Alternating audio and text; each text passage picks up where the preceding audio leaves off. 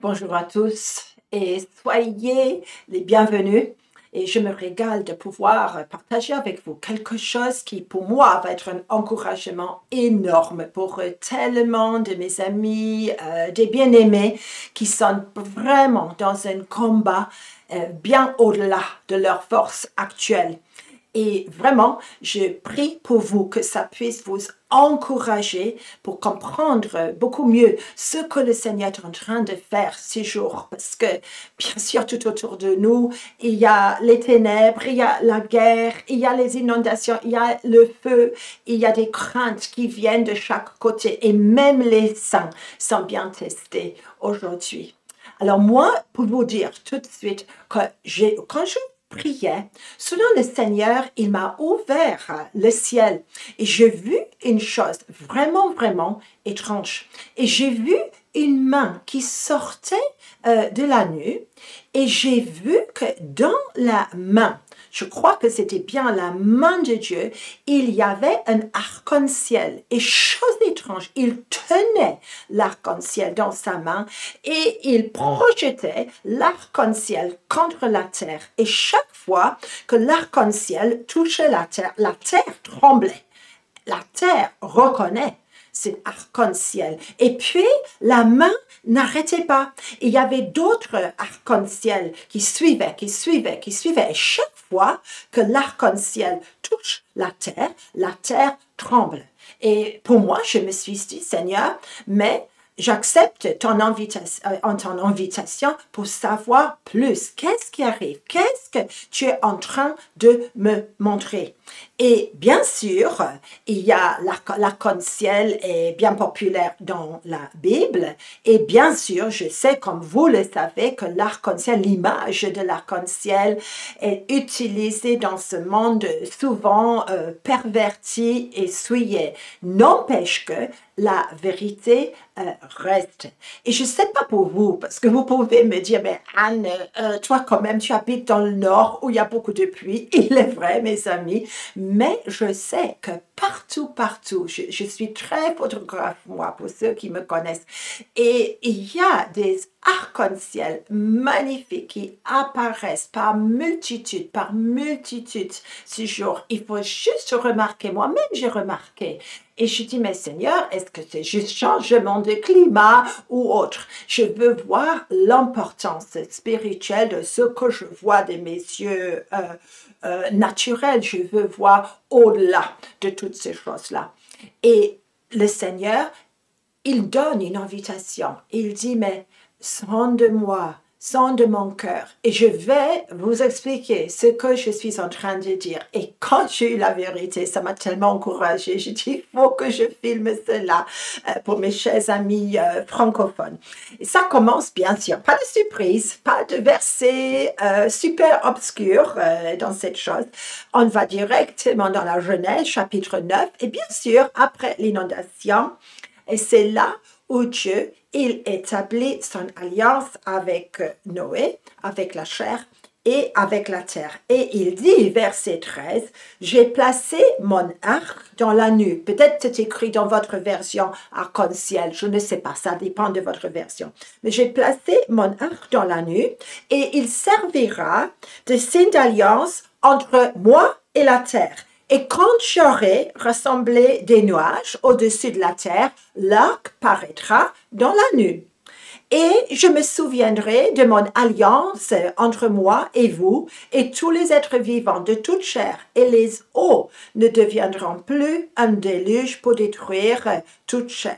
L'arc sera dans la nuit et je la regarderai pour me souvenir de l'alliance perpétuelle entre Dieu et tous les êtres vivants et toute chair qui est sur la terre. Si ça vous intéresse, vous allez lire après tout ce chapitre-là, parce que ça vaut franchement la peine, mais parce qu'il n'y a pas beaucoup de temps, je suis obligée juste raccourcir les choses. Mais là, il y a l'essentiel. Et je dis, mais Seigneur, quand même, je sais très bien, il est question d'alliance là. Et le Seigneur, il veut nous montrer quelque chose de nouveau. Il veut nous ouvrir un avenir qui dépasse honnêtement tous nos espoirs, toutes nos craintes. Il veut maintenant commencer à montrer cet avenir. Il est en train de nous rappeler de nos promesses, hein, qui, lui, il a scellé avec son alliance. Ici, il s'agit de l'alliance faite avec Noé et la terre, que Dieu, il ne va pas détruire la terre par inondation, même si en ce moment, il y en a plein. C'est plutôt, la terre plutôt va disparaître par le feu, pas par l'eau. Mais ici, il y a la promesse. Et Dieu, il m'a dit, mais je vous rappelle mon alliance, oui, et toutes les promesses que j'ai données. Et il est en train d'ouvrir un avenir. Il veut que nous aussi, on utilise nos promesses qui font partie de son alliance, pas juste cette alliance avec Noé et la terre, mais d'autres promesses, parce que c'est une alliance entre notre Dieu et moi. Et il veut nous montrer comment utiliser ces choses dans le combat. Voilà. Mais bien sûr, la main de Dieu peut tenir un arc-en-ciel. Si moi, j'essaye de tenir un arc-en-ciel, c'est comme si j'essaye de garder de l'eau entre mes mains. Impossible, parce que c'est de la lumière pure. Mais ici, le Seigneur, il veut nous montrer comment combattre avec son alliance, avec ses promesses, les promesses prophétiques qui traînent, qu'on n'a pas vues en plénitude encore. Pour moi, pour ma famille, pour mes bien-aimés, pour mon Église, pour ma nation. Et il est question de combat. Et il est mention également d'un arc-en-ciel, parce que ça touche aussi le gouvernement de Dieu. Ce qui est au ciel va apparaître sur la terre. Et l'Apocalypse 3, si vous avez le temps, juste jeter un œil là. Et Apocalypse 4 et verset 3, là, c'est l'apôtre Jean qui est en train de recevoir des visions immenses. Et il voit un être qui est assis sur le trône. Et c'est écrit, celui qui était assis avait l'aspect d'une pierre de jaspe et de sardoine. Et le trône était environné d'un arc-en-ciel semblable à de l'émeraude. Forcément, l'émeraude, c'est vert. Et moi, je me suis dit, mais ça touche le trône de Dieu, ça touche le gouvernement de Dieu. C'est la source de toute alliance, de toute promesse.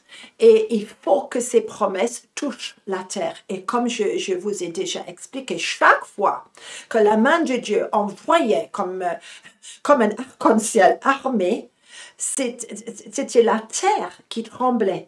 Et je commence à penser, je mets point d'interrogation parce que je suis en pleine enquête moi-même. Mais le monde actuellement a une crainte bien basée, malheureusement, une crainte qu'une guerre nucléaire va arriver un de ces jours. Les signes sont là.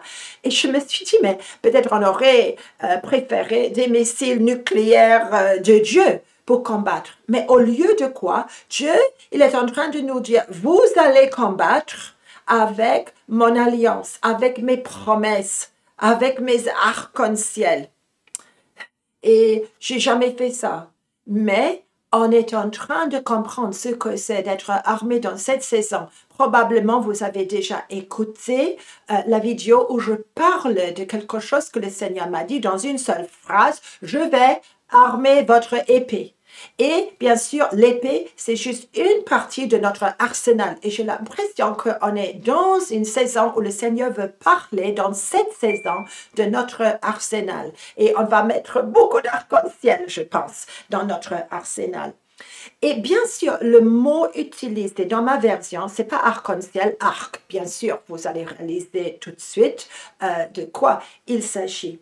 Mais le même mot est utilisé pour un arc qu'on tire ou on arme l'arc de flèches. Et bien sûr, il y a beaucoup de mentions dans la Bible d'arc et de flèches, etc. Et vous pouvez regarder vous-même. Je voudrais que cette vidéo puisse être juste comme un point de départ, parce que vraiment, c'est ce qui m'intéresse.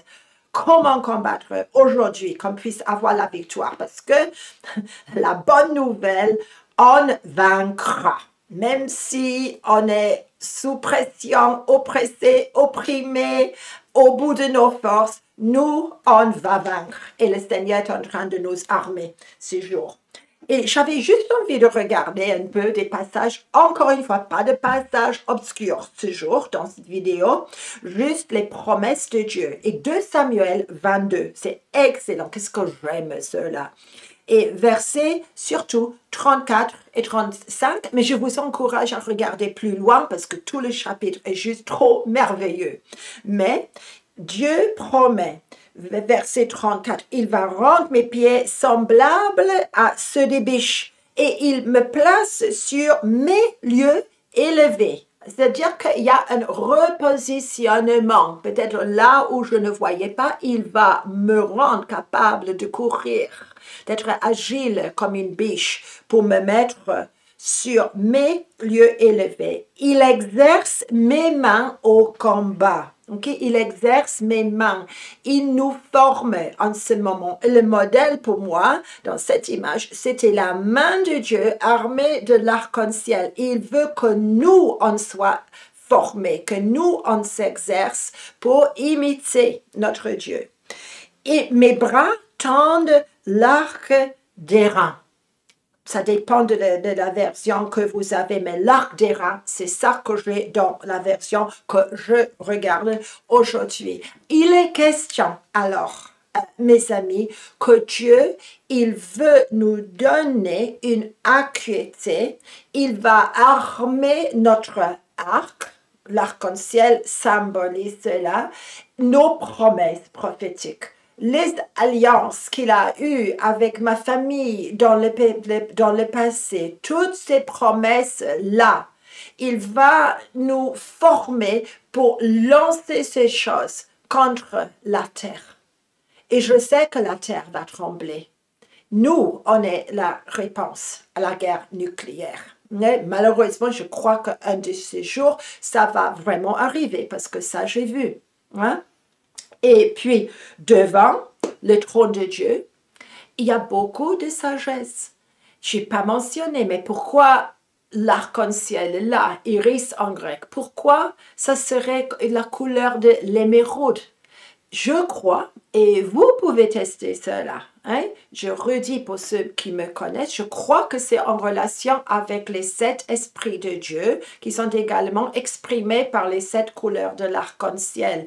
Et le gouvernement de Dieu, quand l'apôtre Jean voyait, c'était juste qu'un de ces esprits était en train de s'exprimer plus que les autres. C'est ça un gouvernement. Et vous allez vérifier avec Ésaïe 11 et vous pouvez aller en effet beaucoup plus loin avec ça. Un de ces jours, je vais parler de ça aussi. Mais c'est le gouvernement de Dieu.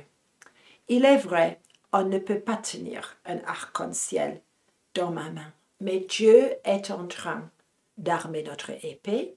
Il est en train de nous donner ces arcs-en-ciel, ces promesses prophétiques qui proviennent de lui.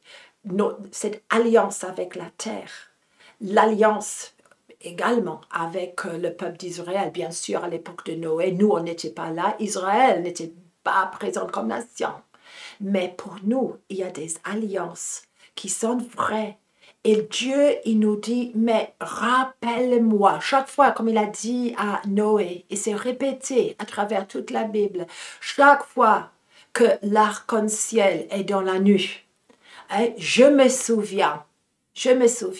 Et puis, il va dire aussi, rappelle-moi de ces promesses, rappelle-moi de ces alliances. Et je vais armer l'arc pour vous aussi. Et vous allez vous engager dans un combat qui va secouer la terre. C'est ça la réponse.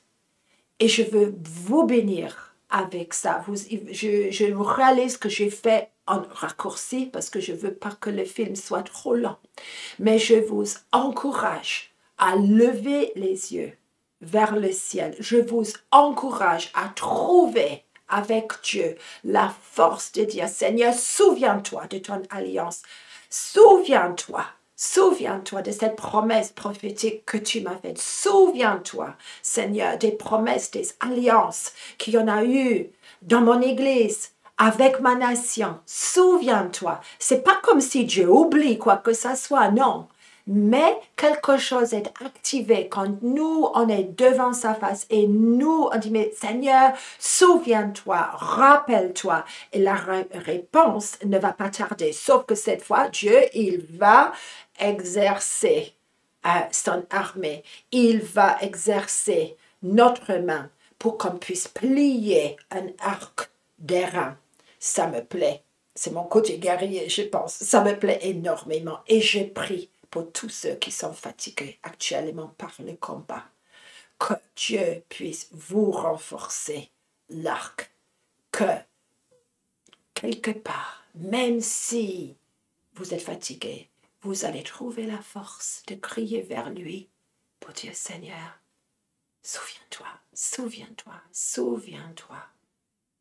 Et que la réponse puisse être envoyée avec la vitesse de la flèche qui est armée par l'action de plier l'arc d'airain et que vous puissiez avoir votre réponse, que nous puissions avoir notre réponse. Parce que Dieu est grand, Dieu est un guerrier et c'est pour nous tout ça. Et je vous souhaite aussi dans le ciel de votre nation de pouvoir témoigner beaucoup d'arc-en-ciel. Soyez bénis.